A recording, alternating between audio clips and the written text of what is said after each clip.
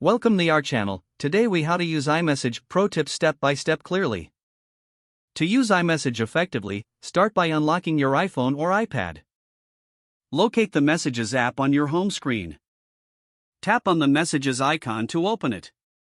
If you want to start a new conversation, tap the Compose button in the upper right corner. Begin typing the recipient's name or phone number in the To a field. You can also tap the plus icon to access your contacts for easier selection. Once you've selected your recipient, tap the text field at the bottom. Type your message in the text field. To send the message, tap the blue Send button. If you want to add an emoji, tap the smiley face icon on the keyboard.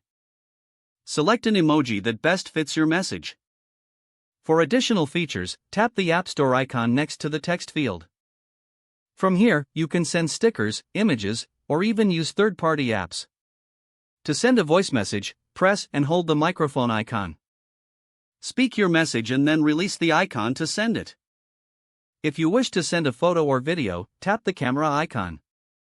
Choose to capture a new photo or select one from your library.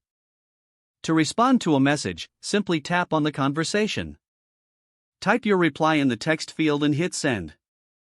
To manage group conversations, tap on the group name at the top. From here, you can add or remove participants. For more privacy, turn on hide alerts to silence notifications from a specific conversation. To customize your iMessage settings, go to Settings and tap on Messages. Here, you can enable or disable features like read receipts or message effects. To send messages over Wi-Fi, ensure that your device is connected to a Wi-Fi network.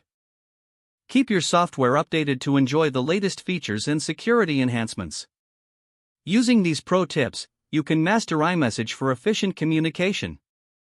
If the page does not load, refresh the browser or try again in a private or incognito window. Don't forget to like this video and subscribe to our channel for more step-by-step tech guides.